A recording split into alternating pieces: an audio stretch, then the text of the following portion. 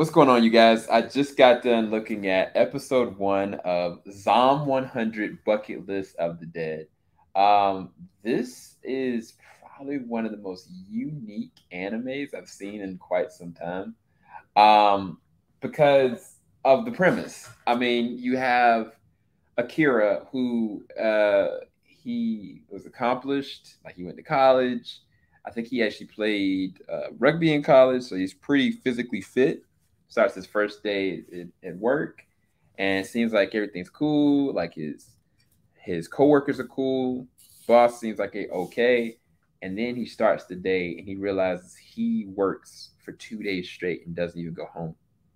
And I knew off rip like this was going to be bad, but as a progression of his descent mentally and emotionally, I was starting to be like, where are we going with this? And then, years go by and he is just literally a living, breathing zombie. Like he has nothing. Like he has no ambitions. Like he can't feel. He can't do a thing. And what's so interesting and what I really love about this is the fact that when when he's kind of presented with small little hurdles here or there, like when it's like, okay, this is getting a little too hard. Like I can look to this, or I can look to this person that like I like in my office. Every single little time, like he's still motivating himself, pushing himself, but every single little time, like life is just hitting him in the face. I think that's what I love about this because all the different concepts of life that hits you on the head as you're growing up progressionally that could or would happens to him. And he's such a loving, wholesome guy.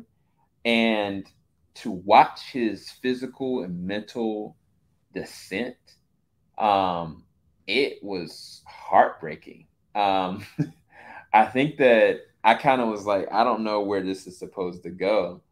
But then when they finally do progress him to what really happens to him, and being in a zombie apocalypse. Like, cause I mean, the truth of the matter is, like, he kind of equated to like his work. Like, there was one point I think in the episode, like he was so like tired and exhausted. He was trying to get to the subway, and like the subway kind of blocked him, and like he just kind of walked. And he was like, "If this barrier wasn't here, I could not go to work the next day." Basically, saying that he's rather in his life than to going back into work. And I think that when I first approached this, show, I was kind of like, what would be the conditions that would have a person like care more about being in zombie apocalypse than, you know, working? And once you see it, you really truly get it. Now, I do know that there is a another live action version of this going on at the same time. I am halfway tempted to watch that and this simultaneously at the same time because I think if you guys are interested, I'm willing to review it and I'm willing to watch each episode. I'm not sure if I know the anime is going to be weekly. I'm not sure if the live action show is going to come out all at once. I don't know. I need to go back and research that. I think that the live action show isn't coming out until August. So what my thinking is they're going to get through a good amount of this anime season, and then they're going to progress it to the live action by that time, or at the very least give a good amount of time before it. But yeah, no, dude, like I actually really love this. And when they get to the zombies, the way that they handle their interpretation of how the zombies move and how they, because I mean, I actually liked what was it, the anime High School of the Dead and their interpretation of zombies. But this is so unique because one thing that they do with the zombies have color to them. It's kind of like splashed paint. That's the way I can kind of describe it.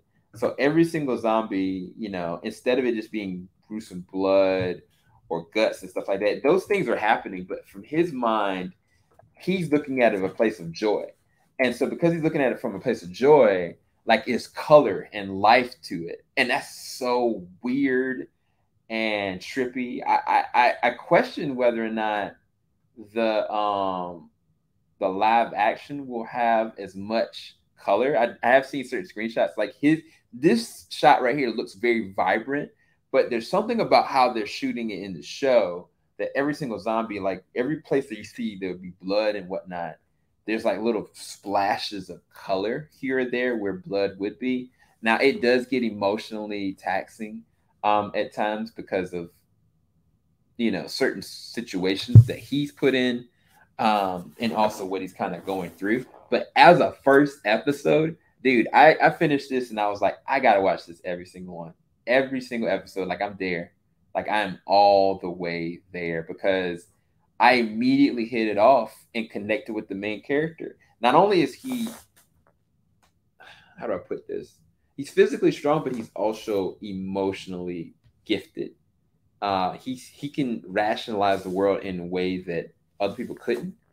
And it's just going to be very fascinating to see what his interpretation of life is going to be like in this situation. And I think because he's been so caged, he's going to be very creative with this bucket list that he has. Now, I don't know if the series is going to end with him dying. But I mean, he is still living in a zombie apocalypse. At any moment, he could get scratched, bit, and anything could happen. Or anybody that he gets attached with if they're still alive. But in the meantime, every single waking moment, even like when the action scenes go, like shout out to Malcolm because this looks gorgeous. Like him like maneuvering around in the first moment when he gets understanding that he doesn't have to go to work. The joy that comes off of him in the midst of the chaos and the carnage, it's so like, ooh, this is such a good anime. And I think I'm gonna have to watch the live action series too. I just got to figure out if the live action series is going to come out completely. If the live action series is going to come out completely, I may have to put it off until the anime is done because I don't want to get ahead of the story. This is the reason why I don't read manga because unless I've already read the manga, I don't want to go ahead. But yeah, let me know what you guys think. Did you enjoy the first episode? I really thoroughly enjoyed it. 10 out of 10 for me as the beginning. I may try to get somebody like Lucas to go and check this out and see his interpretation of it. Maybe like Lucas and Eris. I think that'd be a really good combination to talk about the series. But let me know what you guys think. Make sure you like, subscribe, hit the bell button. Thank you guys so much for watching. Peace, peace.